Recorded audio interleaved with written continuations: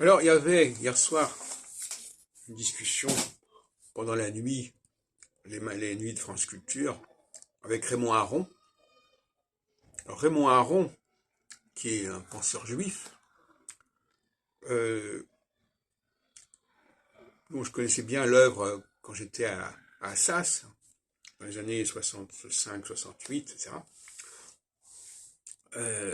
illustre bien cette qualité du juif, quelque part. Cette capacité à prendre le contre-pied d'un certain nombre de choses et à dénoncer un certain nombre d'erreurs.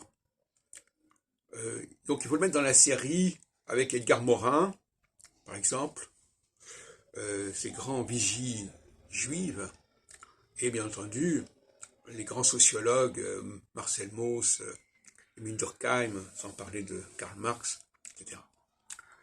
Et donc, ça n'est pas rien pour un juif de savoir qu'il y a des grands penseurs juifs qui sont avant tout des sociologues qui analysent les situations, qui les décortiquent. Le génie juif est un génie, comme je l'ai déjà dit à plusieurs reprises, extrêmement concret, qui va mettre en avant des erreurs, des incompétences, des incohérences, et qui va aussi expliquer des systèmes.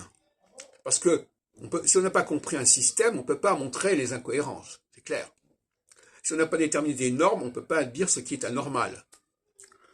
Et donc il y a une sorte de dialectique entre la capacité à décrire les systèmes et à décrire à quel moment ces systèmes sont corrompus, à quel moment ces systèmes déraillent. Et je pense que être juif, c'est cette capacité à établir les normes et établir le manquement à ces normes et la dérive par rapport à ces normes. Dans tous les domaines.